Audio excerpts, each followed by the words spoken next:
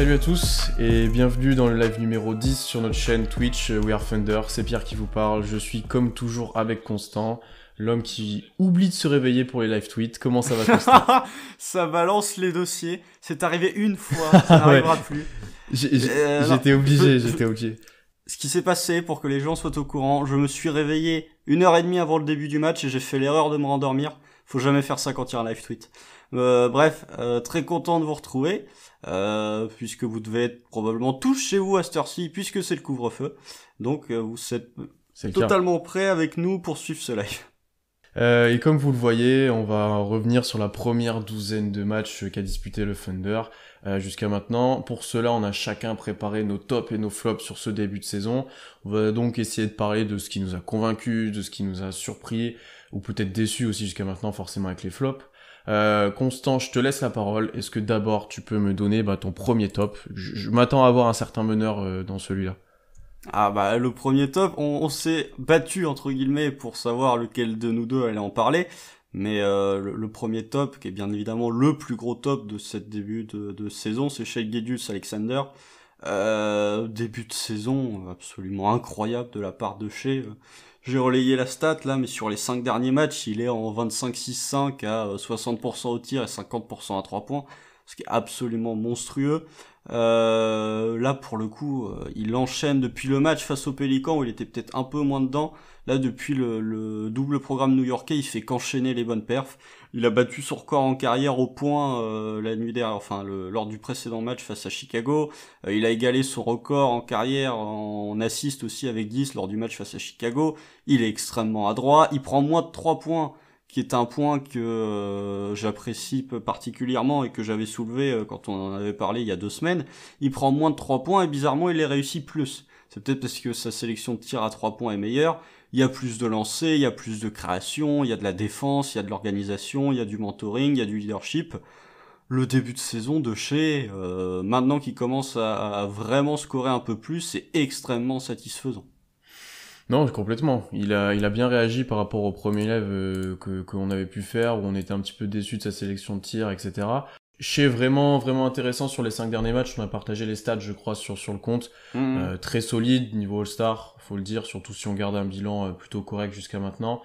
Et comme tu l'as dit, sur sa sélection de tir, on avait mentionné ça en début de saison, ça a plutôt bien évolué, et j'ai une petite stat pour ça. Shai est à 23,5 drives par match, il est deuxième en NBA derrière Luka Doncic, qui est à 23,8, et il shoot à 50%, non, même pas Giannis. Il shoot à 55% sur ses drives. Doncic, juste pour comparer, shoot à 57%. Donc plutôt intéressant là-dessus. Une autre petite stat pour voir aussi l'impact de Shai et comment il évolue offensivement. Il a mis 92 paniers depuis le début de saison, donc bien sûr le total le plus élevé du Thunder. Il en a mis 82% sans passe décisive. Donc il se l'est créé tout seul en fait, donc c'est pas d'une passe. Le deuxième de l'équipe, c'est Hamidou Diallo, qu'on aura l'occasion d'en reparler aussi, qui est à 55% de paniers issus de passes qui ne sont pas de passes décisives. Donc vraiment intéressant là-dessus, très dominant balle en main alors qu'il est ciblé par les défenses. C'est vraiment un top sur ce début de saison. Est-ce qu'on peut attendre qu'il soit All-Star? C'est peut-être comme ça qu'on va le conclure pour l'instant. Je pense pas. Il y a trop de concurrence. Je pense pas. Il y a trop de concurrence à l'Ouest. Tu fais la liste là. T'as Lillard, t'as McCollum, t'as Curry, t'as Doncic, t'as trop de joueurs en fait. Si tu considères LeBron comme un meneur, ça va faire dans les guards. T'as Paul George qui va être considéré comme un guard aussi. T'as potentiellement du Devin Booker, du Donovan Mitchell. Je pense que la concurrence, déjà parce que statistiquement, c'est du 21-5-6, mais c'est pas non plus... tu vois, s'il était en 28-5-6, je serais en mode, oui, là il a des stats de All-Star. Il manque peut-être un tout petit peu de points pour...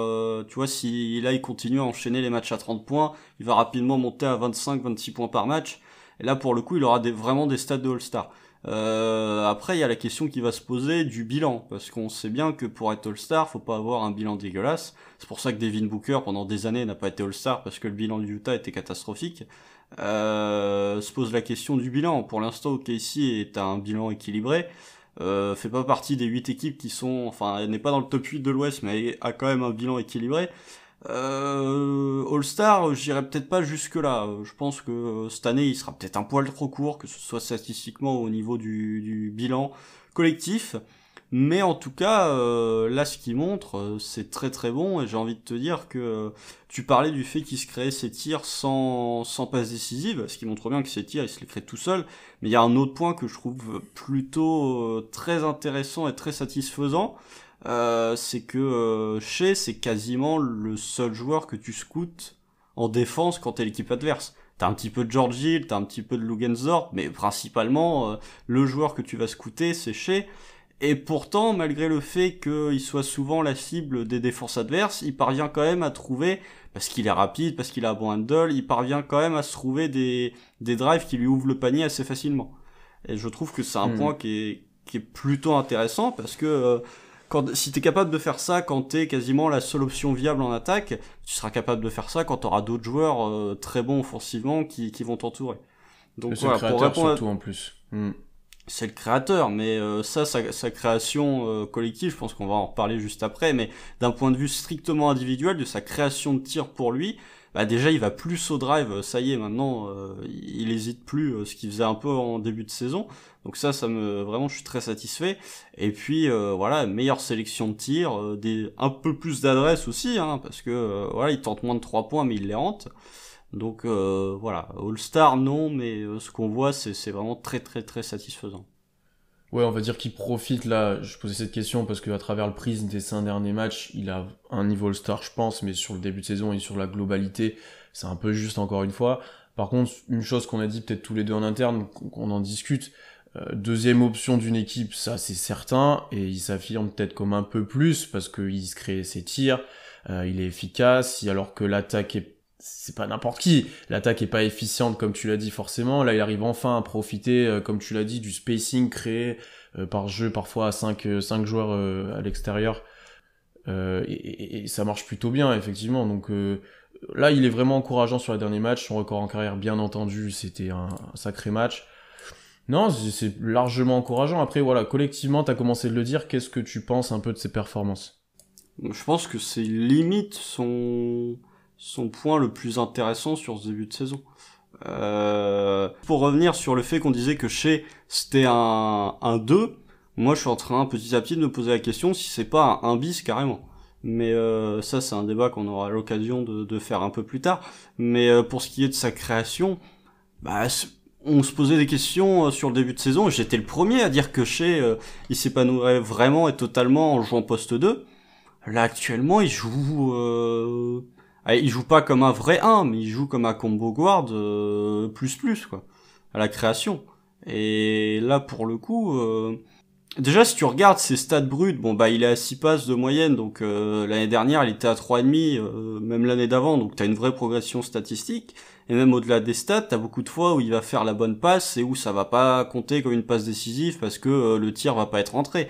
Mais dans la création, il est vraiment très très bon pour ressortir la balle au bon moment à de ses coéquipiers ou pour attirer l'attention de défenseurs pour ensuite faire un kick-out. Il gère bien le pick and roll, le pick and pop, parfois tu le vois un petit peu avec du Robbie, un petit peu avec du Al Horford aussi, donc ça vraiment sa création c'est très intéressant. Après voilà, c'est le point qui moi me satisfait le plus parce que c'est celui je pense sur lequel on est le plus surpris. On s'attendait à ce que Shai score un petit peu, on s'attendait à ce qu'il score plus que l'année dernière. Par contre, qu'il soit aussi bon à la création en ayant joué 12 matchs, ça pour le coup, je m'y attendais pas du tout.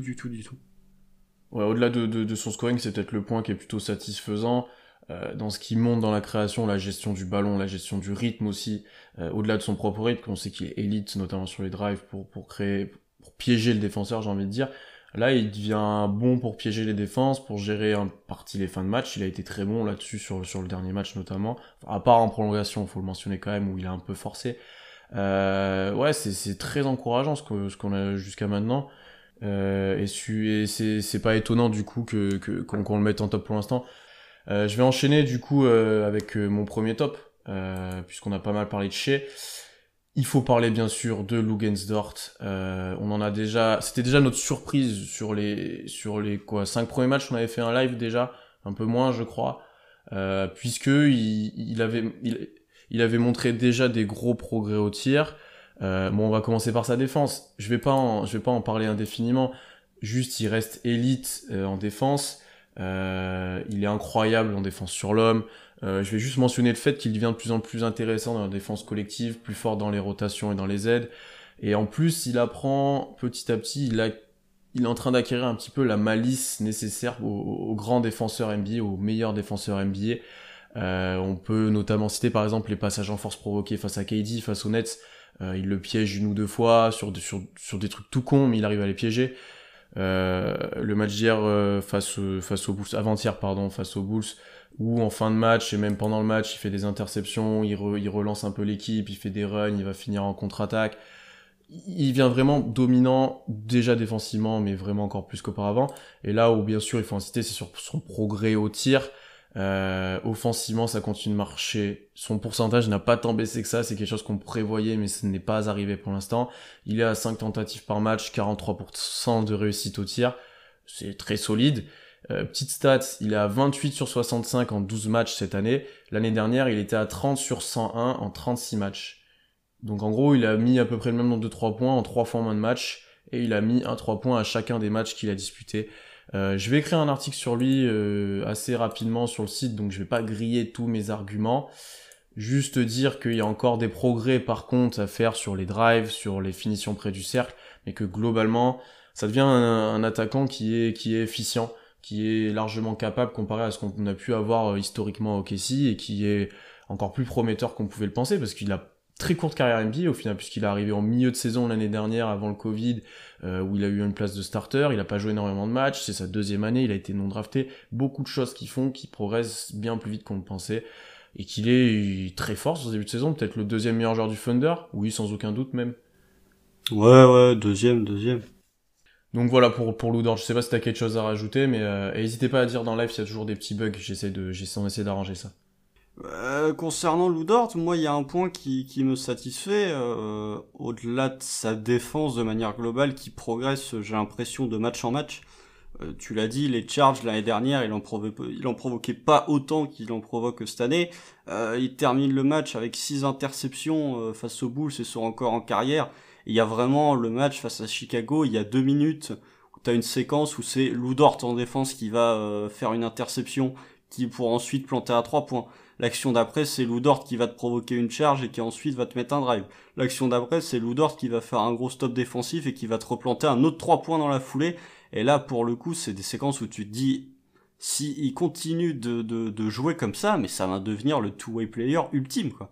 Et il y a un point sur lequel, je trouve, t'as parlé de son shoot, mais il y a un point qui, au-delà des stats, au-delà des pourcentages, me satisfait, c'est que le match face à Chicago, il prend 11 3 points et il en met 4.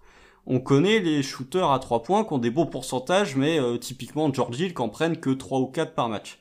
C'est bien d'avoir des shooters qui sont capables de rentrer leur tir, mais sur des petits pourcentages, sur des petites tentatives, c'est peut-être pas intéressant. Là où Lou Dort, je trouve ça vraiment prometteur pour la suite, c'est que là, sur ce match face à Chicago, il a montré qu'il était capable de prendre un volume assez important de tirs à 3 points, tout en les rentrant avec une efficiency assez importante. Donc ça, c'est vraiment... si t'es capable d'avoir un joueur à côté de Shea qui est pas le meilleur shooter de la planète, si t'es capable d'avoir un joueur qui peut prendre 8 ou 9 tirs à 3 points par match tout en plantant 4 ou 5, là pour le coup tu commences à avoir un backcourt qui est très très très intéressant et qui est plutôt complémentaire. Donc voilà, Dort, grosse surprise effectivement, parce qu'il a progressé dans tous les compartiments du jeu. Peut-être un tout petit peu moins, si on devait lui faire une mini critique, un tout petit peu plus de vision de jeu en attaque collective. Il a tendance un peu parfois, à partir du moment où il a la balle, d'avoir une vision un peu tunnel et d'aller au drive. Donc voilà, de temps en temps il pourrait peut-être un peu plus ressortir la balle. C'est vraiment des tout petits détails, sachant que on parle d'un joueur qui était non drafté l'année dernière et qui a même pas joué 80 matchs en NBA. Bah, je pense qu'on a à peu près tout dit sur lui, et je vais en dire plus dans mon article, donc je vais pas en dire beaucoup plus maintenant. Non bah alors, tiens, c'est crame pas tous mes arguments. Non, je te crame pas tes arguments. Je pose une question et dans le chat vous pouvez répondre pour donner votre avis. Est-ce que Luguentz Dort à la fin de l'année est dans une All Defensive? Ça dépend du rating collectif et pour l'instant il est en baisse et du bilan aussi. Ça va être compliqué. Il n'en sera pas loin individuellement, mais ça va être compliqué. Parce qu'il commence à avoir la réputation. Hein. Oui, il commence d'être de plus en plus reconnu. C'est Mitchell par exemple l'a souligné son impact, donc vraiment, ouais, il n'en sera pas loin. Il confirme vraiment. Ça va être, je sais pas, je te dirais non, mais je suis pas si sûr que ça. Moi, je serais pas loin de dire oui. Hein. Peut-être que les ratings vont pas être assez bons, mais intrinsèquement, Lugansdort, actuellement, c'est quoi un des 5 meilleurs défenseurs extérieurs de toute la ligue? Pas loin, pas loin. En après, on est avantagé parce que il a le côté effort soir après soir qui aide vraiment. Là où par exemple un Kawhi ou un Paul George ont le potentiel pour défendre peut-être mieux que lui, mais le font pas tout le temps. J'ai envie de dire bien qu'ils font un bon rôle de saison, c'est pas ça, mais dans les meilleurs extérieurs, dans les 2 meilleurs défenseurs extérieurs, t'as un Kawhi, t'as un Marcus Smart, t'as un Ben Simmons, tu vois, c'est une élite, quoi. Il est peut-être pas top, t'as Michael Bridges aussi, il est peut-être pas top 5, mais en tout cas, il toque à la porte des défenseurs très très sérieux. Ouais. Alors qu'il est sophomore et non drafté. Je vais te laisser enchaîner avec ton deuxième top, Constant. Oui. Qu'est-ce que tu avais envie de souligner de bien sur ce début de saison? Eh ben, mon deuxième top, qui ça va surprendre, c'est Hamidou Diallo. Tout simplement parce que Hamidou Diallo, j'ai été le premier quand on a fait le live il y a 2 semaines à dire que Hamidou Diallo a pas fait un début de saison exceptionnel. Et alors là, je sais pas ce qui s'est passé. Je sais pas si c'est le fait de retourner à New York et du coup il est rentré chez lui, il a retrouvé ses repères. Mais Hamidou Diallo, alors le match contre Chicago, c'était moins bon de manière globale, il a pas été bon. Mais depuis 3-4 matchs, Hamidou Diallo est quand même, c'est peut-être la meilleure version qu'on voit d'Hamidou Diallo. Parce que le match contre New York, il termine en 23-11, à 8 sur 13 au tir. Ça va, et un plus-minus de plus 18, donc vraiment, c'est qu'il a bien participé. Et le match contre Brooklyn, c'est un match aussi où il est incroyable, il est en 25-4-4, enfin il est en 25-3-4 avec 4 interceptions à 10 sur 14 au shoot. Et le match face aux Spurs, il a encore été bon, où il termine à 16 points, 4 rebonds, 2 passes à 5 sur 9 au tir. Donc Hamidou Diallo, comme je l'ai dit là tout à l'heure, c'est la meilleure version qu'on a d'Hamidou Diallo depuis plusieurs matchs. Je trouve qu'il y a une vraie progression dans le choix, la sélection de tir.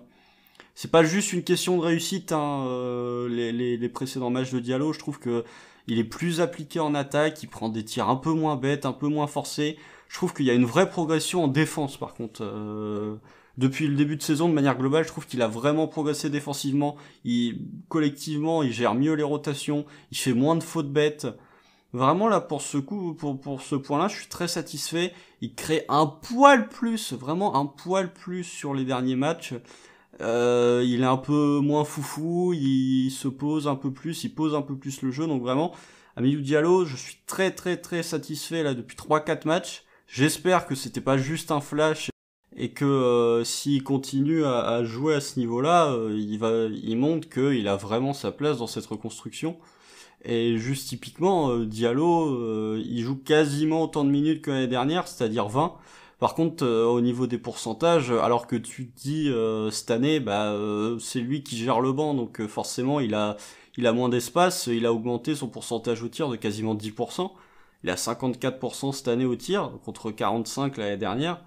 Donc voilà, la progression de Diallo elle est très intéressante et à voir si elle est très intéressante sur ces derniers matchs en tout cas, et à voir s'il va être capable de continuer sur cette lancée et pas juste de nous montrer que ça a été un flash sur 3-4 matchs avant qu'il revienne à des standards entre guillemets plus Hamidou Diallo-lien. Diallo-esque. Ouais, Diallo-esque. Non, je te rejoins sur Diallo. Alors, c'est un peu plus compliqué sur les derniers matchs, il était un peu moins en vue, mais il a eu une grosse série. En fait, ce qui l'aide vraiment, c'est qu'il est plus adroit, déjà, et qu'il a plus le ballon en main, et que il utilise quand même, il faut le dire, beaucoup mieux son corps qu'avant.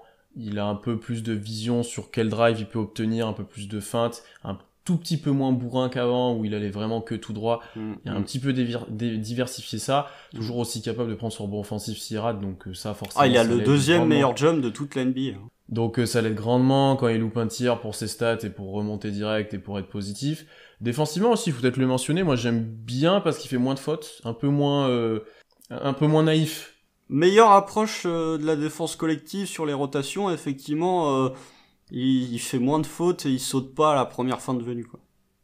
Moins naïf en termes de saut, il va moins sauter tout le temps, va moins chercher le compte tout le temps, donc plutôt positif là-dessus, sachant qu'il évolue beaucoup balle en main, c'est quelque chose qu'on redoutait un petit peu tous les deux, ça marche pour lui, bon il est toujours incapable de créer pour les autres pour moi, ce que j'aimerais voir par contre c'est peut-être un peu plus de situations où il jouait avec les titulaires, là une fois dans le clutch où Baisley était pas bon, il l'a remplacé dans le clutch en tant que titulaire. C'est Dort. Ah, c'était Dort cette fois-là, Baisley c'est la fois dernière, excusez-moi. C'est Chicago. Ouais, exactement. Donc il remplace Dort dans le 5, et j'aime bien le voir aussi en termes de comme poseur d'écran. Il y a une action, je crois que c'est avec Malédon, où il lui fait une petite passe dans le dos, ou après un écran, il va dunker. Ça, c'est des actions que j'ai envie de voir Diallo effectuer, surtout quand on joue avec un 5 où il y a que des joueurs qui s'écartent, et ben sauf presque lui, au final, c'est peut-être lui qui a le moins de tirs dans l'effectif maintenant. Qui a moins tendance à tirer à 3 points. Kenrich Williams, quand même. Ouais, mais je pense qu'il a plus tendance à en prendre presque donc ça se débat, ça se débat. Ouais. Mais tu vois, dans un process de poseur d'écran où il va très vite au cercle, il sert de sa détente, il sert de son côté athlétique pour finir. S'ils sont touchés et commencent de suivre en plus, ça peut être intéressant. Ouais, bah je suis d'accord. Après, voilà, c'est Diallo, là c'est bien. Pour l'instant c'est bien. Vous allez voir que dans 2 semaines, quand on refera un point, je vais tenir le discours exactement inverse, puisque Diallo a enchaîné les matchs à 4 points, à 2 sur 8 au tir. Je me prépare à la régularité habituelle de Diallo. Mais s'il parvient comme ça, eh ben écoute, je pense que s'il continue là comme il est en 11 points, 6 rebonds, il y aura peut-être une petite extension qui va être signée durant la saison. On espère pas trop cher non plus, mais il la mériterait. Mais après, c'est limite lui qui porte le scoring quasiment tout seul du banc. Hein. Ouais. À partir du moment où... Avec Muscala qui score pas mal quand même, enfin sur les premiers matchs, là un peu moins ces temps-ci. Ouais, mais Muscala, il est pas capable de se créer son tir tout seul. Non, c'est que du pick and pop. Voilà. C'est simple. Muscala, il a une touche, c'est pop et tirer après. Dans tout cas, vous savez comment l'utiliser si vous jouez avec OKC. Il faut faire que ça avec Oklahoma. Je vais enchaîner avec mon deuxième top. On en a 3 chacun. Moi, je voulais parler de la défense. Alors, statistiquement, on en a beaucoup parlé dans nos derniers podcasts.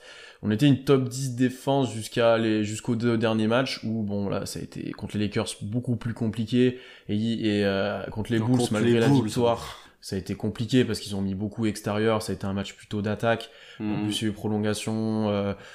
Donc bref, le rating est moins bon, on est 18e ou 19e actuellement. Mais moi, ce que je voulais souligner sur la défense, c'est d'abord qu'elle est collective, ça me plaît. C'est-à-dire que ça, c'est quelque chose qu'on a souligné notamment avec Sanson dans le dernier podcast. Tous les joueurs se mettent au diapason et dans l'énergie en défense.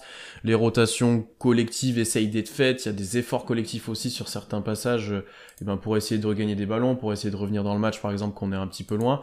Donc ça, c'est très positif. Il y a une vraie politique, je pense, mise en place par le staff pour ça.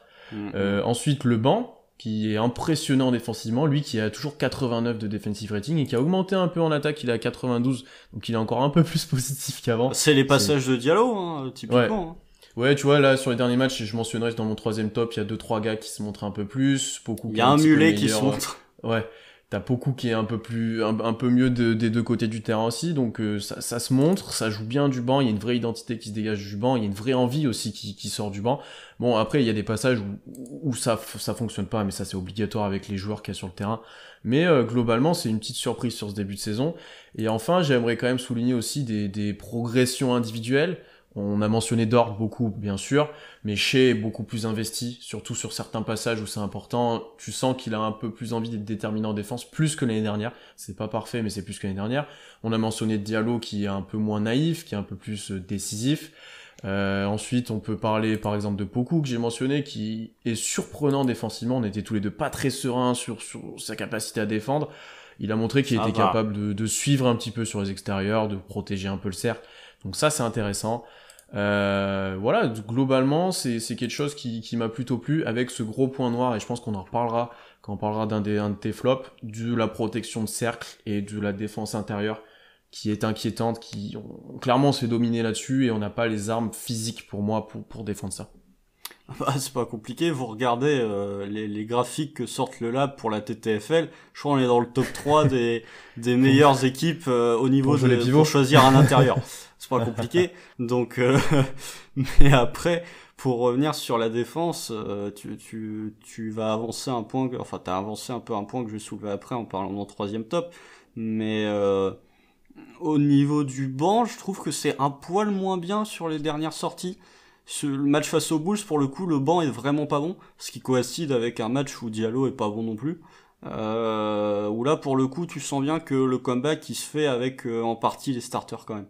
Mais oui, ça défend collectif. De toute façon, t'as pas de gros défenseurs individuels, donc y a que comme ça que tu peux défendre. Mais effectivement, le système défensif est en place. Je pense que le fait de faire quasiment toujours les mêmes rotations aide bien, parce que du coup t'as pas besoin de trop te chercher en défense, tu sais à peu près où te placer, à peu près comment vont réagir tes coéquipiers. Mais oui, plutôt intéressant de voir cette défense, et moi qui suis peut-être plus que vous dans l'équipe, qui suis plutôt attaché à la défense, je suis content de voir une équipe qui, contrairement à d'autres équipes qui sont en reconstruction, notamment du côté de la Californie, qui prennent pas 120 points par match, quoi. Mais ouais, c'est plutôt intéressant. Oui, ça doit te plaire. Qu'on est plutôt une équipe défensive et que d'ailleurs c'est cette défense qui nous fait gagner les matchs puisqu'on est dans les dernières attaques NBA. Et si je me trompe pas, et qu'on va parler de ça dans les flops, mais que c'est très compliqué en rating offensif et défensivement, comme j'ai dit, c'est largement meilleur. Donc c'est ce qui nous permet de gagner quelques matchs sur ce début de saison et d'être à l'équilibre. Constant, ton dernier top, peut-être, avant d'enchaîner ensuite sur les flops.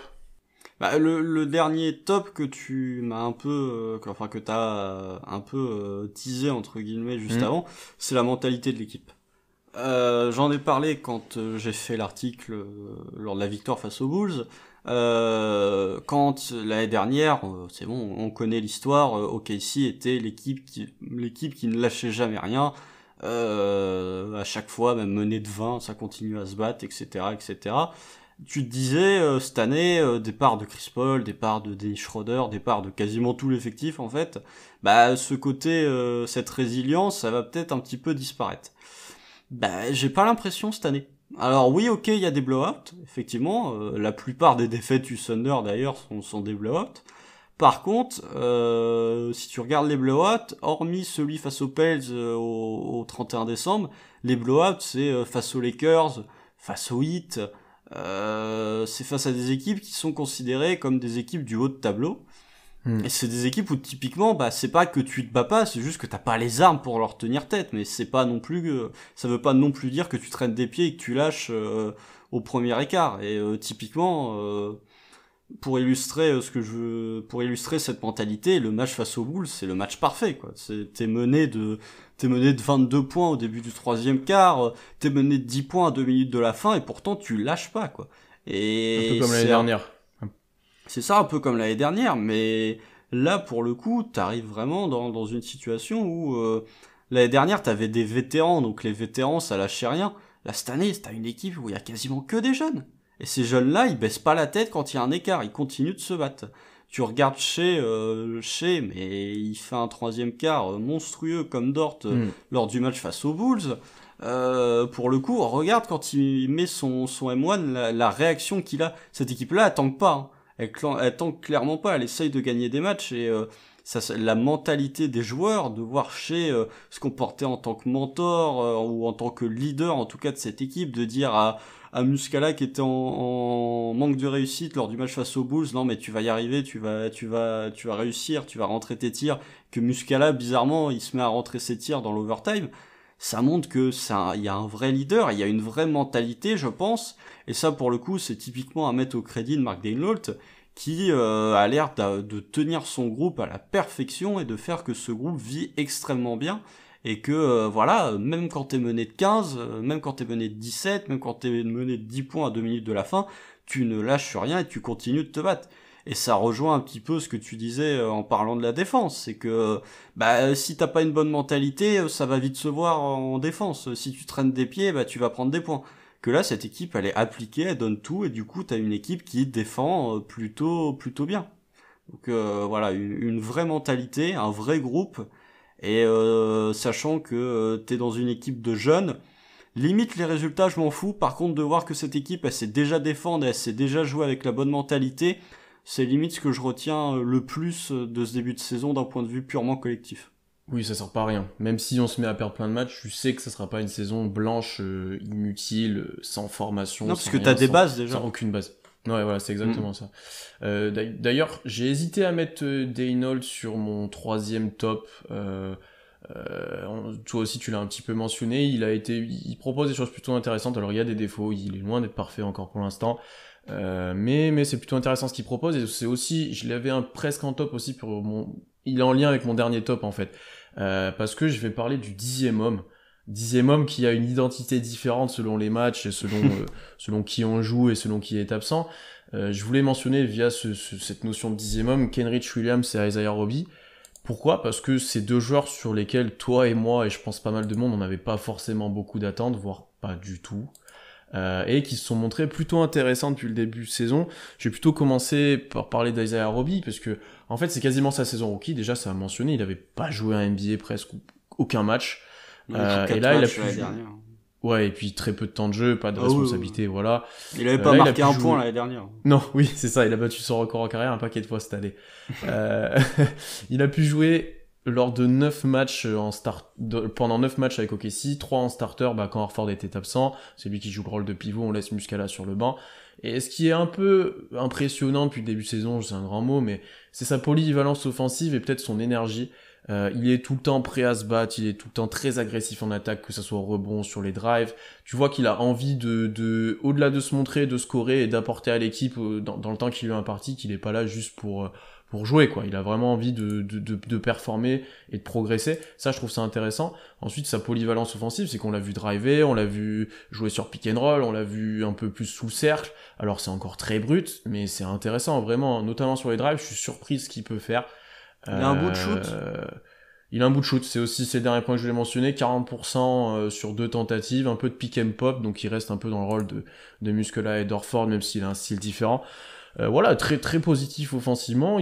Quand il avait sa place dans le 5, stat intéressante, 14,7 points, 6,7 rebonds, 2,3 passes.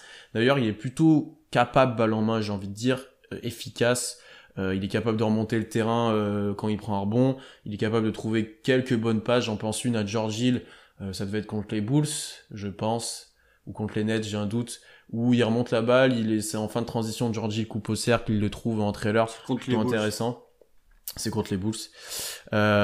Donc en fait, on n'est pas face à un joueur qui est complètement prêt pour la NBA pour l'instant, mais qui certes son insouciance, qui se montre, qu'il pourra peut-être avoir un petit futur, pourquoi pas.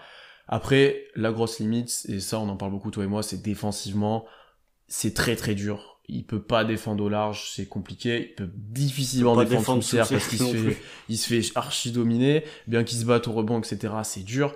Ça, c'est vraiment son gros axe de progression, c'est être capable latéralement de survivre face au drive, et capable de résister physiquement aux intérieurs. C'est ce qui va faire s'il peut être viable en tant que backup pivot, peut-être backup au poste 4, parce que des fois il joue ça, plutôt pivot, mais c'est sa limite pour l'instant. Je sais pas toi si t'as quelque chose à rajouter sur Roby. Non, pas spécialement. T'en as déjà bien parlé. Roby, on s'est un peu moqué de lui en pré-saison parce qu'il y avait de quoi. Mais j'avoue qu'il m'a surpris parce que je m'attendais pas à le voir jouer à ce niveau-là. Pour le coup, là dans une rotation, il est pas déconnant. Il a sa place. Il va encore être titulaire peut-être pendant encore plusieurs matchs en fonction de la durée de l'absence d'Alorford. Écoute, après je pense aussi qu'il bénéficie quand même vachement du fait de jouer avec les titulaires. Parce qu'une fois qu'il est sur le banc, quand les rares fois où il a évolué avec le banc, c'était pas le même quand même. J'aimerais bien voir, on va parler juste après, je pense, de Kenrich Williams. Il évolue peut-être pas dans le même registre, mais je pense que Kenrich Williams serait peut-être des meilleurs stats si il évolue à la place de Roby dans le starting five. Mais oui, intéressant en attaque. Comme je t'ai dit, il a un bout de shoot que je trouve plutôt surprenant. il est capable de driver, à la création, bah c'est pas inintéressant. C'est peut-être meilleur que certains dont on pensait qu'ils allaient être aussi bons à la création que Giannis. Mais donc voilà, mais teaser pour après. Ouais. Mais ouais, voilà, c'est intéressant. Après, je sais pas ce que ça va donner, très clairement. On va voir sur les autres matchs. On va voir s'il va continuer comme ça, s'il est un peu plus starter. Mais Roby, sur ce début de saison, tu vois, nous, quand on parlait en intersaison, on disait faut peut-être potentiellement le couper quand on avait 25 joueurs. Bah non, là, il montre qu'il a sa place dans cet effectif. Complètement. Complètement. Je pense que je vais enchaîner en parlant de mon autre 10e homme de ma rubrique de Kenrich Williams, que tu as un petit peu parlé aussi. Lui, il montre surtout des choses intéressantes depuis 2 matchs. Alors avant, défensivement, il était correct. Tu voyais que ça pouvait peut-être être un role player dans un bon effectif. Mais là, depuis 2 matchs, c'est largement mieux. Petite révélation. Puisque contre les Lakers, en 14 minutes, c'est 9 points, 5 rebonds, 4 passes à 4 sur 5 au tir. En plus de défendre par moments sur LeBron, plus ou moins bien, mais tu voyais qu'il était concerné, qu'il était prêt à mettre de l'intensité et tout. Mais bon, c'est LeBron. Bref. Ouais, voilà, Et sur le match contre les Bulls, là, vraiment, sur le match le plus intéressant, 27 minutes, 14 points, 5 rebonds, 2 passes, 6 sur 6 au tir, et surtout une fin de match où il est sur le terrain avec les titulaires dans le clutch et il joue la prolongation. Vraiment, avec il Muscala, a ouais. avec Muscala parce que Horford était out, mais Beasley était sur le banc puisque il est dans une période difficile. Il a été, Mark Delno, t'aurais pu terminer le match avec Roby et Muscala. Complètement, ouais. Il l'a pas fait, il a mis Kenrich Williams à la place de Roby. Et pourquoi il a fini ce match? Eh ben parce qu'il se montre fonctionnel en fait. C'est pas le plus grand potentiel, je pense, de l'effectif, mais défensivement il est bon, il se bat bien, il est propre dans les rotations, il est très loin d'être négatif. Et là, offensivement, depuis quelques matchs, il est plus efficace, il est capable de sanctionner de loin et de mettre un petit tir. Là, à un moment, il met un post-up, je crois, et sanctionne un peu la défense qui avait mis un meneur sur lui. C'est largement intéressant en fait s'il apporte quelques paniers comme ça, 1 ou 2 paniers en contre-attaque. C'est un joueur aussi nous on n'avait pas trop parlé, mais il a eu quelques flashs aux Pelicans quand on pourra avoir parlé avec le Comte FR à un moment. Il était plutôt fan, il était plutôt fan de ce joueur-là. Il pouvait, il espérait qu'il puisse devenir quelque chose s'il confirmait son tir. Je vois dans le chat que Roby avait 6 fautes, c'est vrai aussi, c'est pour ça aussi. Ah, il avait 6 fautes, my bad. C'est vrai, vous avez raison. Et donc, intéressant. Tu vois, lui, autant Roby, tu peux avoir espoir qu'il t'apporte quelque chose dans le futur. Lui, j'ai l'impression que son plafond, c'est d'être un role player, mais qui peut presque déjà l'être, tu vois. Après, il a 26 ans. Hein, donc, oui, c'est ça aussi. Roby ça est aide plus aussi. jeune. Hein. Ouais. Mais oui, bah son surnom, c'est pas Kenny Hustle pour rien. Hein. Ça, c'est sûr. En termes d'énergie, Kenrich Williams, c'est assez fou. Le match face aux Bulls, typiquement, lui aussi, des charges, il en a provoqué. Hein. En fin de match, ouais. là, je crois que c'est lui qui provoque la charge sur Markkanen, qui donne ensuite le N1 de Shea pour égaliser. Et celle sur Kobe White, tu fais sous le cercle, là? Ouais, non, mais en tout cas, il en a provoqué. Lui, comme Dort, de toute façon, c'était vraiment très très intéressant pour provoquer des charges lors du match face à Chicago. Mais voilà, en défense, moi je trouve que c'est un joueur plutôt intéressant. Après en attaque, j'avais le souvenir qu'il avait montré plus de choses lors notamment de sa première année avec les Pélicans, quand il y avait Anthony Davis qui a un coup joué pas, c'était souvent lui qui était titulaire. Je trouvais qu'il avait montré plus de trucs lors de ce passage-là que ce qu'il montre actuellement. Mais comme tu l'as dit, sur les 2-3 derniers matchs, il y a une progression en attaque. Et que peut-être il lui fallait un petit peu de temps pour se remettre en jambes avant d'être un peu plus régulier en attaque. Ouais. Mais voilà, ouais, joueur intéressant, joueur qui potentiellement peut avoir du temps de jeu, tu vois, on essayait de voir qui pouvait être potentiellement ce 10e homme, bah c'est pas John C. Jackson par exemple, c'est Kenrich Williams pour l'instant. D'ailleurs, c'est un petit pied de nez à nous aussi, à nos previews, où on pensait couper Roby, on pensait couper Williams, et c'est pas eux qui ont été coupés, ça a été Leaf et Scofield par exemple. Et là, pour le coup, le choix se justifie plutôt bien pour l'instant, honnêtement. Tu vois que le scouting a été fait peut-être correctement, alors la saison est encore longue, mais plutôt intéressant.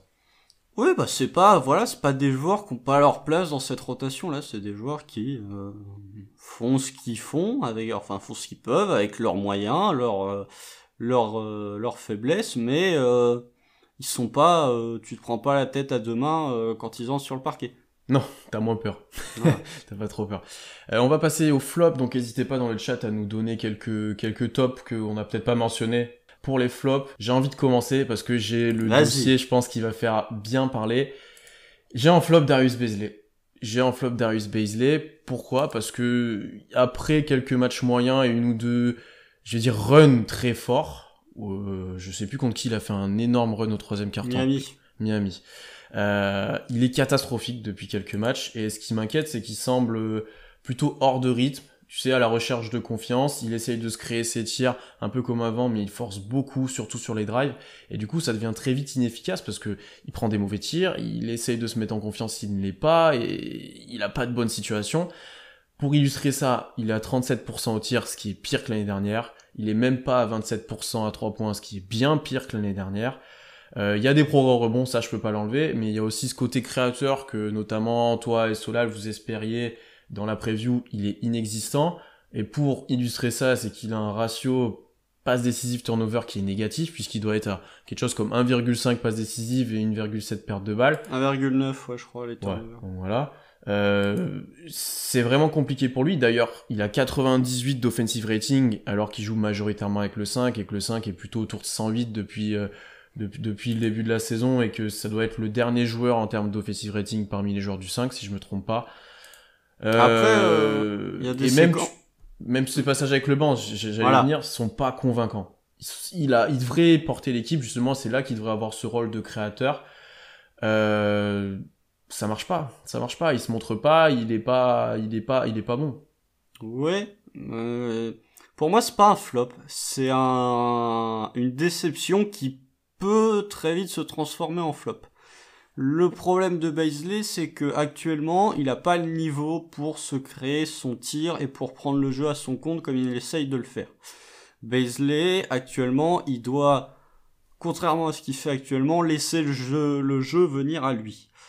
Ses tirs à 3 points, il les prend en pull-up généralement quand il a la balle. Pour moi, il doit pas faire ça actuellement, il doit prendre des 3 points quasiment uniquement en catch and shoot ou en pick and pop. Pour le reste, je suis d'accord avec toi, c'est très compliqué, il force beaucoup parce que il essaye de prendre les choses en main, sauf que il a pas le talent pour l'instant.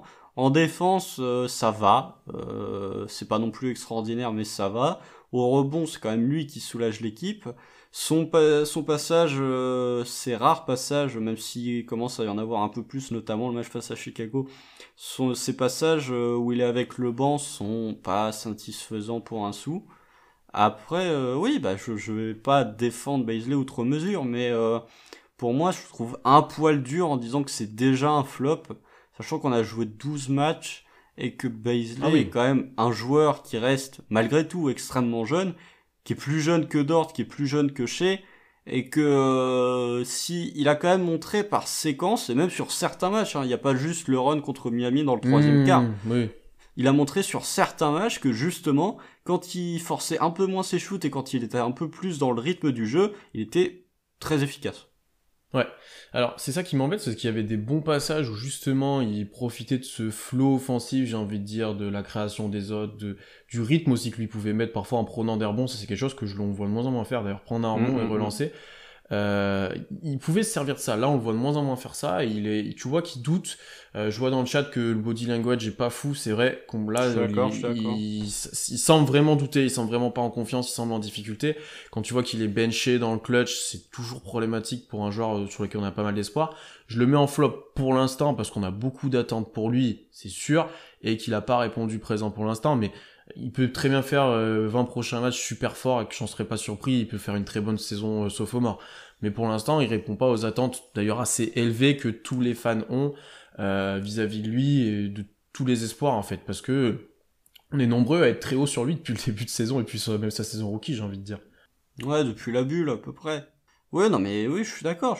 Mais tu vois, on en parlait en off juste avant. Et ça va conduire moi à mon flop. Les matchs de Bazley où il est pas bon sur les derniers matchs, bizarrement, c'est parce que c'est pas alors Ford qui est starter au poste 5, c'est parce que c'est Robbie. C'est pas la même situation, donc oui, je le défends pas non plus, mais je dis juste que putain, quand ton pivot, enfin quand ton coéquipier qui partage le back court, enfin le front de courte avec toi, c'est Isaiah Robbie, ouais, forcément c'est peut-être un poil plus difficile que quand c'est alors Ford, surtout quand t'es pas un joueur dominant comme peut l'être Bazley actuellement. Donc voilà. Mais oui, je suis d'accord, il est pas satisfaisant sur ce début de saison, mais Peut-être défensivement, si t'as quelque chose, peut-être défensivement, si t'as quelque chose à rajouter, parce que il est bon au rebond, ça y a pas à enlever.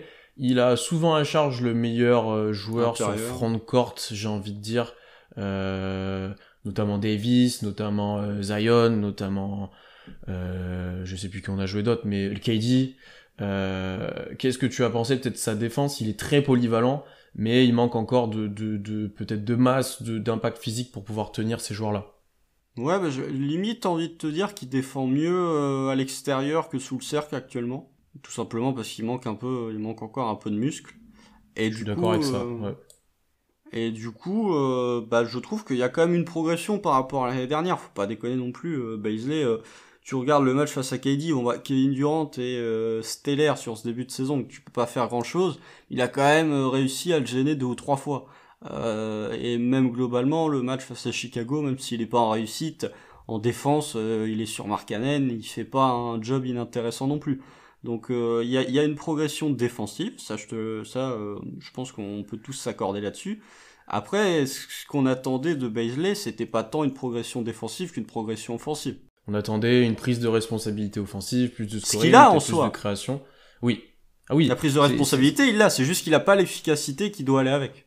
C'est ce que je te disais en off aussi, c'est que il fait la même chose que l'année dernière, mais en plus grande quantité, au moment où il était inefficace. Du coup, forcément, ça se voit beaucoup plus vite. Et je vois en live, ça m'a fait rire. Sa nouvelle coupe de cheveux m'inquiète plus que son jeu. Je sais C'est que le toi et bandeau, moi, hein. De quoi? Quand il a le bandeau, il fait des bons matchs. Oui, faut qu'il se recoupe les cheveux, qu'il mette le bandeau, il sera bien plus fort. Je sais que toi et moi, on aime bien ces petites toujours débats capillaires. On mais adore ça. Il y a une théorie. Je vais faire une théorie un jour sur le lien entre coupe de cheveux et bonne performance. Parce que vraiment, il y a un truc. Shea est en train de te faire mentir un petit peu là. Ouais. Mais typiquement, regardez le début de saison de Curry avec les tresses, il est affreux. À partir du moment où il a repris sa coupe de cheveux normale, il est devenu incroyable. Donc il y a un lien. On enlève tous les autres, le retour de Draymond et tout, on enlève tous les liens, c'est juste les cheveux de Curry quand tout change. Oui, c'est les cheveux de Curry. Mais non, mais oui, il prend ses responsabilités, mais par contre, il va falloir commencer à devenir rapidement plus efficace, parce que sinon, on va se dire, en fait, le meilleur deuxième joueur, en tout cas le deuxième jeune avec le plus de potentiel, ce sera peut-être pas lui, ce sera peut-être plutôt Dort. Ouais. Ou beaucoup Malédon dans le futur, mais peut-être... Peut-être Dort. J'ai dit Malédon, j'ai pas dit beaucoup, t'as remarqué. Non, mais Dort a quand même plus de potentiel, limite, je pense, que Malédon.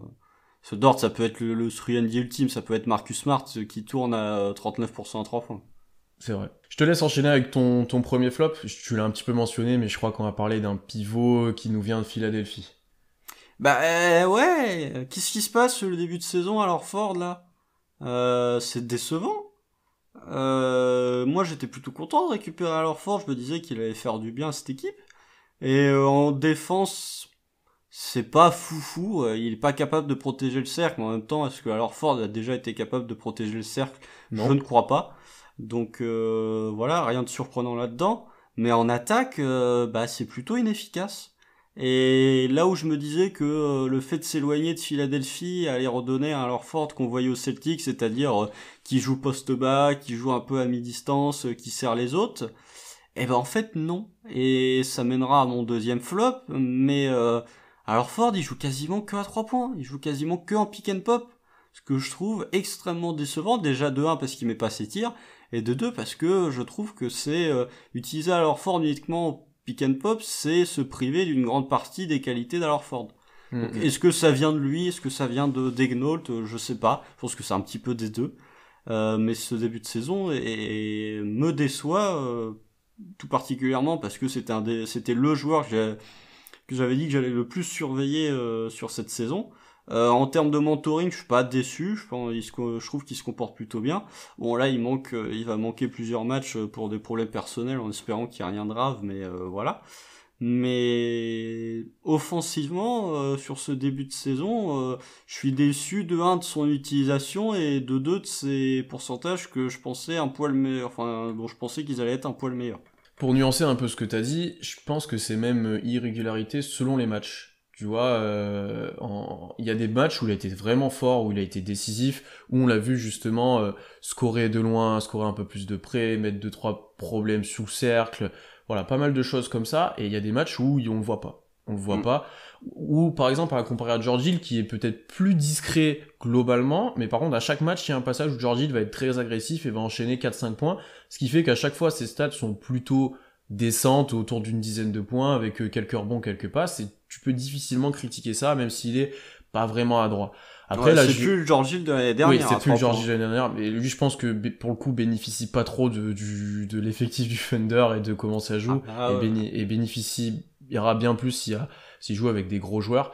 Et je vois pas mal sur la défense d'Orford. J'ai envie de m'auto-jeter des fleurs, mais c'est quelque chose que j'avais souligné dans la preview. J'avais peur de cette défense sous le cercle parce que je considérais Orford comme un petit corps pas capable de protéger le cercle comparé à un Adams, comparé à un Noël. C'est clairement ce qu'on voit depuis le début de saison. Il est vraiment en difficulté face au pivot physique pour prendre l'air bon, pour protéger le cercle, et ça c'est problématique, et ça a baissé sa valeur depuis quelques saisons en fait, ça. Depuis ce que je vois aussi dans le chat, depuis son passage aux Celtics, où ils avaient besoin parfois d'un pivot un peu plus dominant physiquement, et ils l'avaient pas, bien qu'Orford soit très bon défensivement quand il veut sur les switches, sur sortir au large, etc. Ouais. Là il vieillit, c'est plus difficile. Là, il est de moins en moins athlétique. C'est assez dur pour lui sur ce début de saison. Je pense pas qu'il soit complètement négatif. Je pense que ça, comparé à l'année dernière, je sais pas si sa valeur augmenté ou pas. Peut-être un tout petit peu, mais pas autant que tu aurais espéré. Ça, j'en suis certain, par contre, ouais. Ouais, elle augmentera quand tu auras un an de contrat en moins. Mais alors, ce que t'as dit là sur la défense d'Alorford, ok, il est pas capable de protéger sous le cercle, mais par contre, regardez la défense des Celtics quand il était là. Pas quand il y avait Kyrie, attention. Oui, mais celle d'avant. Celle d'avant, mais même celle d'encore avant où il y a Isaiah Thomas, le patron en défense, par contre, c'est lui. Ouais. Il est pas capable de défendre sous le cercle, par contre, de dire, je pense que si Jason Tatum, si Jalen Brown sont devenus d'aussi bons défenseurs, alors Ford y est pas complètement étranger non plus. Ah non, ça je te rejoins, mais ça se met moins en valeur dans le groupe du Thunder. Alors je pense qu'il sert à la bonne défense collective qu'on a mentionné dès le début du live, mais c'est moins mis en valeur, parce qu'il est moins... Ouais, mais tu vois, si... on a parlé de la progression de Shea en défense, on a parlé de la progression de Baszler en défense, est-ce que ça, c'est peut-être pas un petit peu lié avec l'arrivée d'Alorford aussi? Ouais, peut-être. Et George Hill aussi, qui est un bon défenseur. George Hill aussi. Mais George Hill dont on n'a pas parlé, pour moi c'est vraiment un... Entre les deux, il est pas top, il est pas flop, mais ça va, c'est moyen plus. Oui. Mais ouais, mais effectivement, je suis d'accord. Mais en défense, moi je m'attendais pas à ce qu'il protège le cercle. Je pense que personne s'attendait à ce qu'il protège le cercle. Mais c'est juste que effectivement... ce qui va te faire encaisser comme point en défense parce qu'il est pas capable de protéger le cercle, il va pas te les apporter de l'autre côté du terrain en rentrant ses tirs pour l'instant. Donc là, pour le coup, oui, il est pas totalement négatif, mais il est pas aussi important, il apporte pas autant que ce qu'on aurait pu le penser. Je suis d'accord. On va enchaîner, on a 2 flops chacun, je vais enchaîner sur mon deuxième. Moi, mon flop, c'est l'attaque demi-terrain. Et du coup, ça rejoint un petit peu, par exemple, ce que tu as dit sur Orford et sur son utilisation. C'est pas... Je sais que toi et moi, on espérait un coach qui soit un peu innovant offensivement, notamment sur demi-terrain. Bon, on sait que Daigneault est très tourné vers le spacing et la pace, etc. L'analytique. Vers l'analytique. Mais sur demi-terrain, je n'apprécie guère le manque de mouvement qui est trop fréquent, là. Si vous lisez nos recaps de matchs, enfin nos recaps et nos articles de recap de match, on mentionne souvent qu'il y a des passages où il y a aucun mouvement qui se passe. Chez à la balle, il se passe rien autour, il joue un peu tout seul. Ensuite, c'est Diallo avec le banc qui fait un peu ça. Il y a juste peut-être un écran et on drive. C'est assez problématique pour moi parce que ça permet pas de mettre totalement en valeur la plupart des joueurs. Et quand, par exemple, un Dort se met à être efficace, etc., C'est quand on lui crée des espaces, c'est quand il se retrouve avec des tirs ouverts.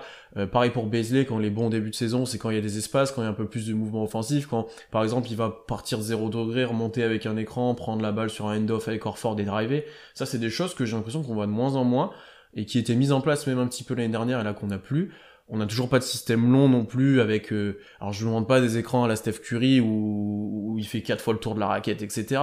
Mais faites-moi une situation où George Hill il est libéré pour un 3 points, quoi. Le gars peut tirer à 48% sur une saison. Même maintenant, faites-moi une situation où Dort va être tout seul. Mais oui, c'est ce que j'allais te dire. Faites-moi une situation pour que Dort tire à 3 points. Faites-moi une situation où Baiser a la balle en main et Shea a un écran non porteur et ensuite va capter la balle avec un petit décalage et sera encore plus en valeur. Moi, j'ai envie de voir un peu plus de diversité, un peu moins que du drive de Shea, parce que lui, il est il joue que le balle en main. C'est lui qui crée presque exclusivement, à part peut-être Hill par passage, peut-être un peu de Diallo, un peu de Malénon. Mais sinon, il y a pas grand chose, quoi. Et c'est très stéréotypé, c'est du pick and pop, c'est le 5 qui joue au large, beaucoup de drive et un peu de transition quand on fait nos runs. Et voilà. C'est pour ça que je voulais mentionner, moi, cette attaque de demi-terrain qui me convainc pas. Alors on s'y attendait à ce que ça soit difficile, mais j'aurais aimé voir un petit peu plus de choses. On en a parlé en début de live. C'est quoi, Shea, sur tous les paniers qu'il a mis, il y en a quasiment aucun qui proviennent d'une passe décisive. 20%. 18% voilà, même. 18%. C'est quasiment une passe décisive pour 6 paniers marqués. Voilà. Ça manque de mouvement sur demi-terrain, je suis d'accord. J'ai l'impression que ça bouge encore moins sur les derniers matchs qu'en début de saison. Mais effectivement, ouais, pas grand chose à rajouter sur ça parce que je suis d'accord avec toi. Et du coup, si ça peut, vu que j'ai pas grand chose à dire, on va peut-être pas non plus faire 20 minutes là-dessus. Non, mais tu vois, peut-être t'as juste mentionné le côté analytique, c'est vrai qu'on prend très peu de mi-distance, et une petite stat sur Dort, genre il en a pris 10, tu vois, par exemple. Bah, moi, c'est mon flop, hein, donc. Ouais. Et tu vois, même Horford a beaucoup plus d'armes offensives que ce qu'on veut bien lui faire jouer pour l'instant, j'ai envie de dire. Même Shea peut prendre plus de mi-distance, Beasley aussi. Il y a peut-être moyen de diversifier un peu tout ce qu'on fait, faire un peu de post-up, faire d'autres choses. On joue souvent, en fait, face au panier. Ouais. Sans servir du post-up aussi pour créer, pas forcément pour scorer. Parce que les pivots, généralement, regardez Jokic ou regardez Joel Embiid, si t'as un pivot dominant, tu peux le faire jouer poste bas et du coup, t'as tes extérieurs qui naviguent avec des écrans et qui peuvent se retrouver ouverts. Mais ça, pour le coup, on le voit pas pour l'instant. Ouais, je vais te laisser enchaîner du coup avec ton dernier flop et après on prendra quelques questions. Oui, bah mon deuxième flop qui rejoint un peu ton flop à toi, c'est que va falloir arrêter de jouer analytique. Hein. Et d'une manière globale, va falloir commencer à jouer plus vite aussi. Je suis un grand défenseur de la défense, je suis un grand amoureux de la défense, je suis aussi un grand défenseur du jeu à mi-distance. Théorie personnelle, si t'as pas de joueur capable de planter à mi-distance, tu seras jamais champion. C'est pour ça que Houston a pas été foutu de gagner un titre. Et c'est pour ça que regardez les équipes qui ont été championnes les dernières années, les Warriors ça joue à mi-distance, Toronto j'en parle même pas, les Lakers aussi. Bref, ça c'est un autre débat. Mais va falloir quand même penser à alterner un peu plus le jeu en attaque. Et de manière globale, va falloir peut-être commencer à courir un peu plus. Parce que on en a parlé il y a 2 semaines, et même la semaine dernière quand on a fait le podcast avec Sanson, mais OKC est l'avant-dernière défense de NBA en termes d'offensive rating. Ça t'aiderait peut-être à scorer plus de points, de courir un peu plus. Surtout que ta défense c'est pas mauvaise, donc t'as forcément des rebonds défensifs et tu peux lancer une contre-attaque. Alors sur les derniers matchs, en particulier le match contre les Nets et le match contre les Bulls, on a joué un peu plus vite, ce qui est peut-être lié aussi au fait que alors Ford est pas là et que du coup avec Roby tu peux peut-être te permettre de jouer un peu plus rapidement. Mais malgré tout, ça manque encore de vitesse. Quand je vois des équipes comme Washington, bon bah ça fait 4 jours qu'ils sont pas joués, mais quand tu vois des équipes comme Washington, comme Chicago, même comme les Warriors, ça joue vite Golden State. J'aimerais bien voir un peu plus de ça de notre côté et une vision du coup dans le même temps un peu moins analytique et tu vois Shea est capable de planter à mi-distance, alors Ford est capable de planter à mi-distance aussi, c'est pas eux qui décident tout le temps de dire je vais jouer à 3 points. Je pense qu'il y a le coach qui désigne des systèmes ou qui dit ce coup-ci on va jouer un pick and pop tu vois, un pick and pop à mi-distance. Est-ce qu'on en a vu sur ce début de saison? On n'en a pas vu des masses. Non. Les pick and pop, ils sont quasiment systématiquement soit pour Muscala ou pour on n'a pas trop vu de short roll, on n'a pas trop vu de post-up non plus, on n'a pas trop vu. Non, on est assez stéréotypé en attaque, et on l'avait mentionné, je crois, dans notre podcast de la semaine dernière ou dans notre premier live. Je crois que c'était quelque chose, on était dans les équipes qui prenaient le plus de tirs à 3 points, un pourcentage de tirs. Pareil à 2 points, et par contre à mi-distance, on était dans les derniers de la ligue. C'était vraiment très analytique ce qu'on faisait. Moi, ça me dérange pas tant que ça, mais je veux pas qu'on tombe, et c'est ce que j'ai mentionné dans cette attaque demi-terrain, dans du stéréotype et dans du on fait que ça, alors qu'il y a d'autres solutions, il y en a d'autres capacités, et on cantonne certains joueurs, type Horford, dont on a pas mal parlé là sur cette fin de live, à faire que ça en fait. Même il arrive à avoir des accès au cercle, mais il y a des moments où, par exemple, sur un match contre Utah, s'il s'arrête à 2-3 mètres avant de faire un lay-up pour tirer avant que Gobert ne revienne, c'est aussi positif, quoi. Donc, je pense qu'il faut pas se fermer autant de portes qu'il l'est fait pour l'instant, en fait. Je pense que c'est là-dessus qu'on se rejoint. L'attaque moderne qui est mise en place, ok, mais plus de diversité, plus d'alternatives aussi, parce qu'il y a des matchs où ça va suffire, parce qu'on mettra dedans à 3 points, ce qui est rarement le cas, on va le dire. Il y a des matchs où ça sera pas suffisant. Ouais, non, mais c'est pareil, là, j'y pense. Shea, il est quasiment toujours plus grand que son vis-à-vis. Fais-le jouer au poste. Fais-le jouer comme faisait Ross à une époque. Il remonte la balle et d'un coup, il se met à jouer post-up. Ça serait marrant de le voir en plus s'il est capable de faire ça. Je pense pas que ça soit trop dans son envie, dans la stratégie de développement, mais ça serait intéressant de le voir dans une situation où au moins il essaie. Non, mais développe ton jeu de haut panier, parce que là, il est inexistant, quoi. Je suis d'accord. On va enchaîner on va prendre des questions. N'hésitez pas aussi à vous donner nos flops ou vos tops. Il y en avait une que j'ai gardée pour la fin de ce podcast. C'était quel futur rôle pour Ty Jerome? Parce que c'est intéressant, on a parlé de tout le monde. On voit qu'il y a une rotation qui semble établie, ou, tu vois, même moi j'ai mentionné le 10e et le 11e joueur qui sont intéressants. Ty Jerome, on sait qu'il y a pas mal de confiance en lui à OKC parce que on lui a pris son option. Il sera encore là l'année prochaine. On l'attend alors qu'il est blessé. En fait, j'ai tendance à dire, j'espère qu'il ne sera pas remis tant que George Hill n'est pas tradé, parce que si George Hill est tradé, comme ça, il y a une place à prendre au poste de guard. C'est évident que Ty Jerome y prétendra. Et là, si tu le rajoutes maintenant, j'ai du mal à voir comment ça va s'articuler, honnêtement. Ça va s'articuler avec une répartition du temps de jeu avec peut-être un petit peu de Malédon et de Diallo. Ouais, tu penses qu'il aura quelques minutes et qu'on tournera à 11 ou 12 presque alors? Ouais. Moi je le vois pas de ne pas jouer. Hein. Oui, moi je suis d'accord avec toi. Je pense qu'il jouera, vu les attentes qu'il a l'air d'avoir. Sachant que Malédon est pas non plus... il est bon, hein, mais il est pas flamboyant sur ce début de saison. Ou alors tu réduis peut-être un petit peu le temps de George Hill, là, je sais pas combien de temps il joue, il doit jouer une trentaine de minutes, je pense. George Hill, il joue... 28, non, même 30, pas, il joue 26 minutes, donc tu peux pas tant réduire le temps de jeu de George Hill que ça. Tu vois, Malédon, on joue 20, ouais. Bon, tu peux peut-être t'articuler un petit peu, mais... Sachant que Daniel, t'as l'air d'être un coach qui favorise ceux qui ont été performants sur le match. On l'a vu avec Williams, on l'a vu un moment avec Diallo. Si tu te montres, même Malédon a eu des fois plus de minutes quand il était bon. Si tu te montres performant, si t'es sur un bon match, il va te laisser sur le terrain. Donc ça va jouer, et il va falloir être bon quand il va revenir, et ça va se battre pour des places, quoi. Bah ouais, parce que plus son absence est prolongée. En fait, après, on en a parlé, je sais plus si c'était en off ou en on la semaine dernière avec Sanson, mais s'il y a un trade de George Hill, Daigneault, il serait capable de nous le mettre titulaire, hein, pour garder Malédon sur le banc. C'est ce qu'on a dit qu'il garderait son banc à l'identique, comme il fait actuellement avec Muscala par exemple, quand Ford n'est pas là. Ouais, c'est très possible de voir ça. On va enchaîner du coup, on a quelques questions. Quand est-ce qu'on gagnera notre prochain match de la saison? Ce soir ou pas déjà, Constant? Qui fait le live? C'est Morgane, donc ça peut gagner. C'est Morgane. C'est Morgane. Non, c'est moi qui suis donc ça peut gagner.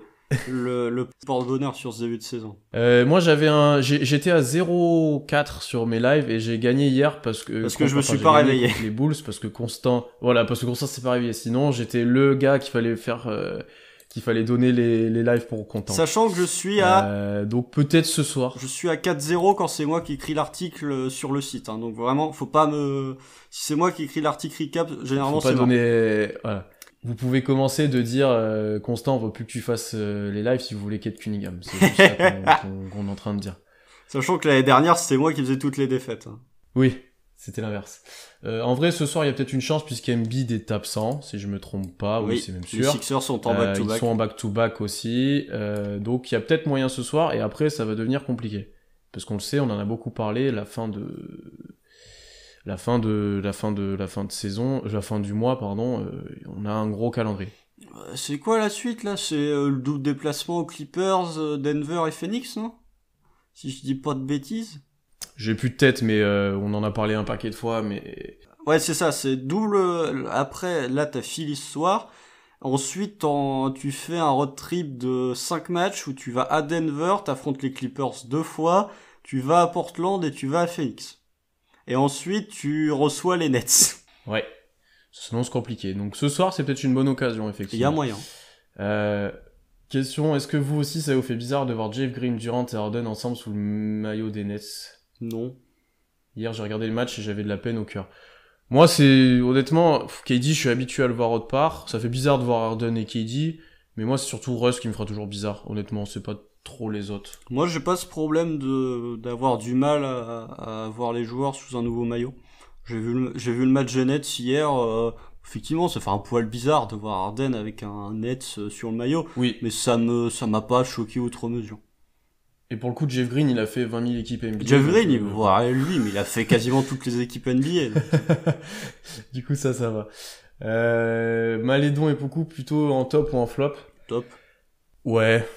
Encouragement, on va dire. Poku sur ses dernières sorties, intéressant. Mieux défensivement, un peu plus en confiance. Au début de saison, il aurait été plutôt flop, mais c'est très dur de le juger, on sait, sur son début de carrière. Et Malédon, c'est presque plutôt l'inverse. J'ai trouvé mieux en début de saison, et là, il est un peu moins bien si bien que ça reste. Il a fait un gros match correct, contre les Nets, quand même. Contre les Nets, oui, c'est vrai.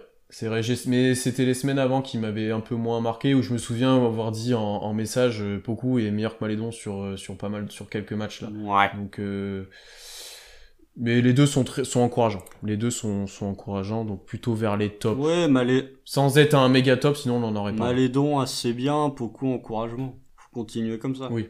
On a un Trade Hill versus Markkanen qui risque de pas prolonger aux Bulls, et Hill serait vachement utile pour leurs problèmes extérieurs. Jamais ils acceptent les Bulls. Ouais, je pense pas. Ah, par contre, quand tu vois les prestations de Kobe White, ils auraient bien besoin d'un meneur. Parce que Kobe White, dans le genre je fais des stats, mais par contre je desserre mon équipe, il est quand même l'un des meilleurs dans ce registre sur ce début de saison. Il y a un George Hill pour le coup, leur ferait peut-être pas de mal, mais jamais ils feront ça. Ouais, on met pas mal de Malédon en top, Malédon même contre les Bulls, il est bien. Oui, il est bien, mais il est pas aussi flamboyant que sur certains matchs. C'est ça que je mentionnais juste, mais il est bon, hein. Franchement, il est déjà presque backup NBA correct. Bon, ouais, à voir quand même, parce que... Il y a encore de la marge, Après, regardez les pourcentages, c'est pour ça que moi je le mets pas aussi haut, c'est que on parle beaucoup des pourcentages de Poku, Malédon a pas des super pourcentages pour l'instant. Ouais, mais après, les pourcentages de Poku, tu peux limite pas faire pire. Même Bazley a des meilleurs pourcentages que Poku.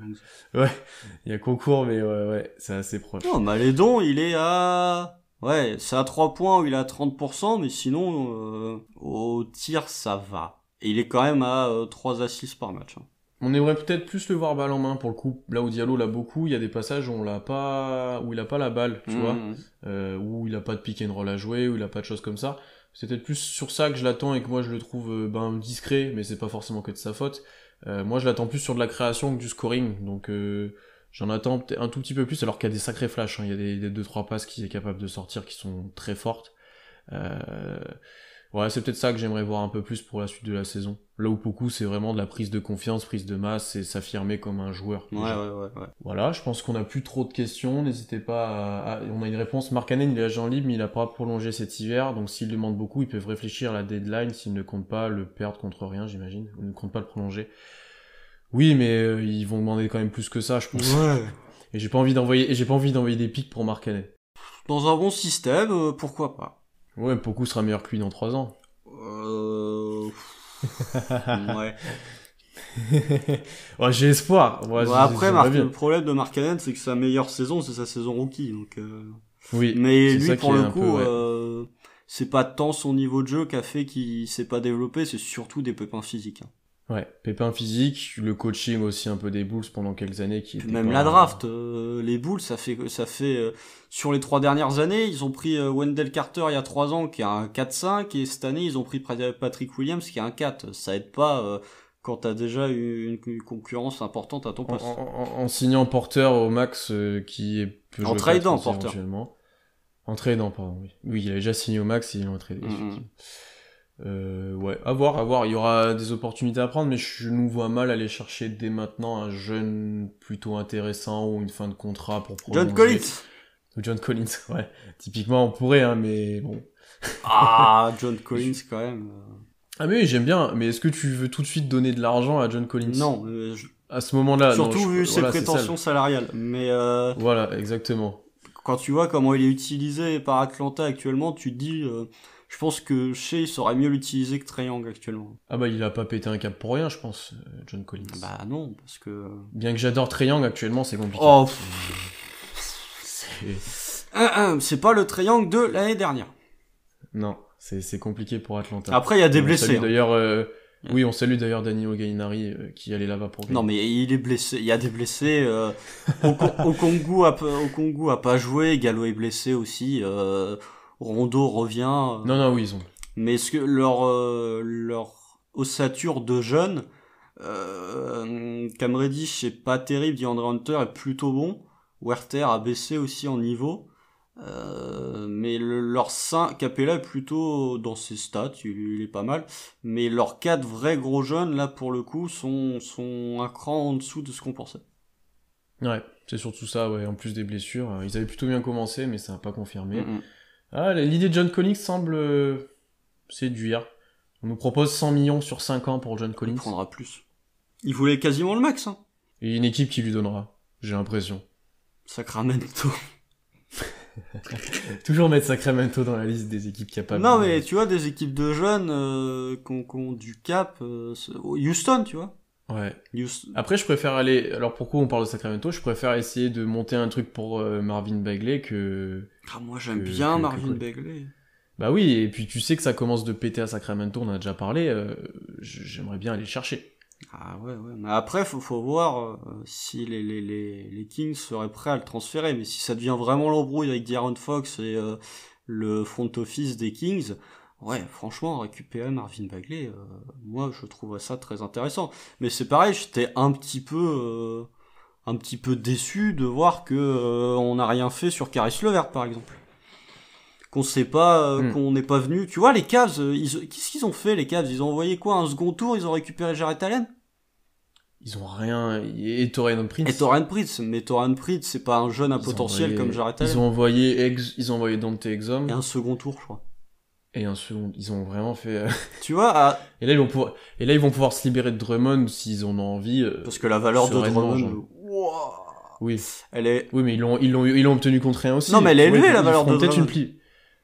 C'est le joueur de ceux qui ont un vrai temps de jeu, c'est quasiment le joueur qui a le meilleur defensive rating de la ligue, et l'autre il continue de te faire des matchs en 30 points 20 rebonds, donc mais tu vois, j'étais déçu que comme les Cavs l'ont fait, qu'on vienne pas se rajouter dans le trade. Parce que je préfère avoir un Jarrett Allen que autre chose. J'aime bien Jarrett J'aime Allen. beaucoup Jarrett Allen, mais tu vois, même Caris LeVert, le backcourt chez Caris LeVert, bon, le pauvre, on espère que ses soucis de santé sont pas trop graves et qu'il ira mieux rapidement, qu'il pourra rejouer. Mais tu vois, un peu déçu. J'aimerais bien. Bon, alors des gros blockbuster trades comme ceux-là, comme celui d'Arden, je suis pas sûr qu'on en revoit beaucoup. Il y a peut-être Bradley Beal accessoirement qui pourra peut-être être tradé cette saison, quoique. Mais quand il y a vraiment des gros trades comme ça, j'aurais bien aimé qu'on soit un peu plus agressif entre guillemets et qu'on vienne se rajouter à ces trades là. Comme on avait fait un peu fait sur celui de Holiday où on a inclus Adams pour avoir des choix, Hill, etc. dans une moindre mesure. Ouais, voilà. Je pense qu'on va arrêter là, Constant. Merci à tous de nous avoir suivis. On était, je pense, une bonne vingtaine tout le temps. Donc comme d'habitude, le replay sera disponible très rapidement si vous voulez réécouter notamment le début du coup. Très rapidement sur YouTube. Là, vous pouvez le voir directement sur Twitch aussi normalement et en audio aussi dès demain. Comme d'hab, n'hésitez pas à vous abonner à toutes nos chaînes YouTube, Twitch, sur les plateformes d'écoute, à noter aussi sur Apple Podcast, ça fait toujours plaisir aussi d'avoir 5 étoiles, à aller sur notre site tous les jours, puisqu'on publie presque tous les jours, on prévoit pas mal de choses, donc mon article sur Dot qui arrive rapidement. Motivez-moi si j'oublie, vous me dites il est où l'article, vous me le dites sur Twitter, vous me taguez. Et ensuite, tout le temps les après-matchs et live tweet aussi, et voilà, pas mal de choses. Peut-être juste, petit teaser, petit indice, la semaine prochaine, on sera en podcast. Un podcast un peu spécial. Si tout se passe bien, podcast un peu spécial. Le seul indice que je vous donnerai... Soyez bilingue. Soyez bilingue, révisez vos cours d'anglais de 6e, reprenez le workbook. Les verbes irréguliers, tout ça. Voilà, et faites quelques exercices. Donc on se retrouve très très vite la semaine prochaine pour un podcast, dans 2 semaines pour un live. Et merci à vous de nous avoir suivis. Salut tout le monde.